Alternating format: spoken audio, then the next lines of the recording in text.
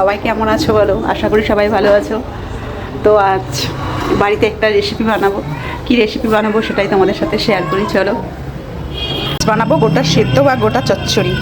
তো আমি তাই জন্য সব কিছু মানে গোটা সেদ্ধ করতে যা যা লাগে সবই নিয়ে নিয়েছি।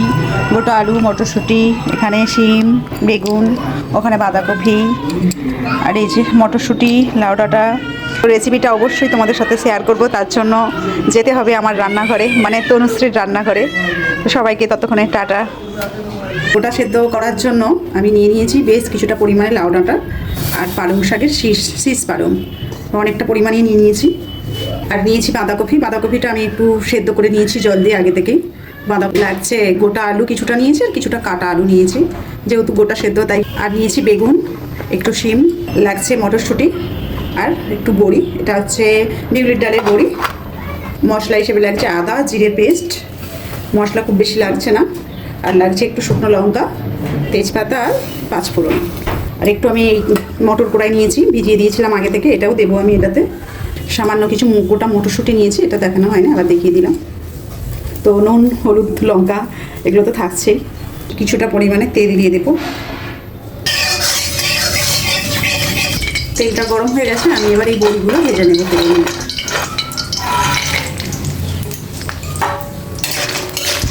বড়িগুলো ভাজা হয়ে গেছে, আমি এবার তুলে নেবো বড়িগুলো। কড়াই আমি আবারও কিছুটা পরিমাণে তেল দিয়ে দেবো। সবজির পরিমাণটা যেহেতু অনেকটা, তার তেলটা একটু বেশিই লাগবে। এই তেলের মধ্যে দিয়ে দেবো তেজপাতা, গোটা লঙ্কা আর পাঁচফোড়ন।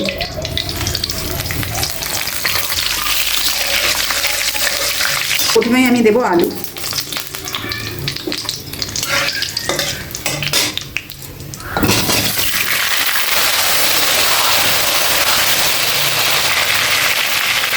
এবার দিয়ে দেবো সবজিগুলো, মানে ডাঁটাগুলো, লাউ ডাঁটা আর পালং শাক, শীষ পালংটা দিয়ে দেবো।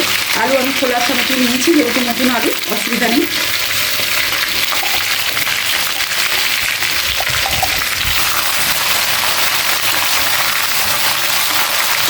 এতে কিছুটা নুন ছড়িয়ে দেবো, কিছুক্ষণের জন্য ঢেকে দেবো। ঢাকা দিয়ে দিয়েছিলাম, তো আমি নুন দিয়ে ঢাকা দিয়ে দিয়েছিলাম সবজিটাতে, তো সবজিটা কমে গেছে দেখুন।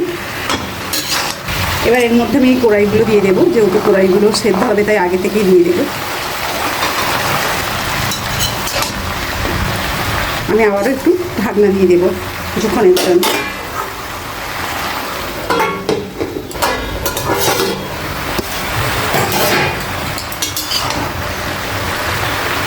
কেটে রাখা শিম আর বেগুনগুলো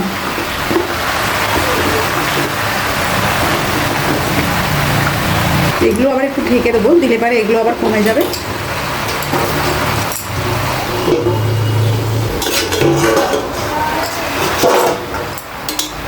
ভালো ঢাকনাগুলো আমি ভালো করে নাড়াচাড়া করে নেব।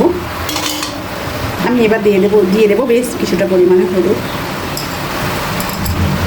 গুঁড়োটা দিয়ে ভালো করে নাড়াচাড়া করে নেব। খুব সাবধানে করতে হবে আমাকে, কারণ ভালো করে নেড়ে নিয়েছি। এবার দেবো লঙ্কা গুঁড়ো দেওয়ার পর আমি ভালো করে নেড়ে নেবো এটা। এবার আমি দিয়ে দেবো আদা আর জিরের পেস্টটা।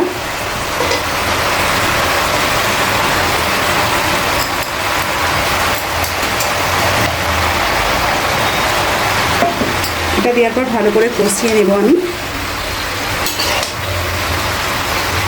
আমি আবারও ঢেকে দেবো। এটা অ্যাকচুয়ালি ঢেকেই করতে হয় পুরোটাই।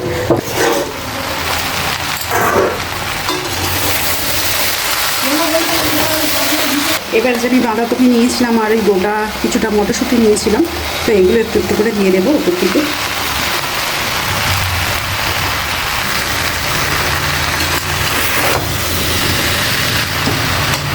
আমি আবারও ঢেকে দেবো।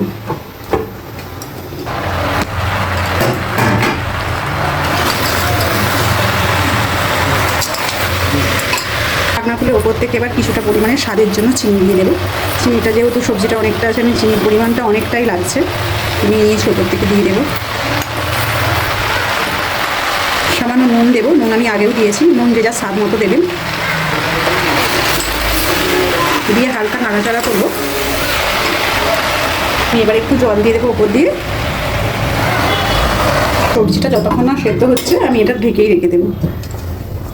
তো লাস্টের বার আমি একটু লং টাইমের জন্য ঢেকে দিয়েছিলাম, তো সবজিগুলোর সাথে সেদ্ধ হয়ে যায়।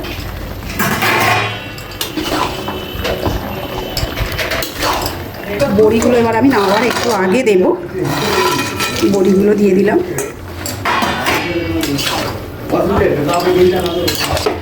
এবার আমি নামিয়ে নেব।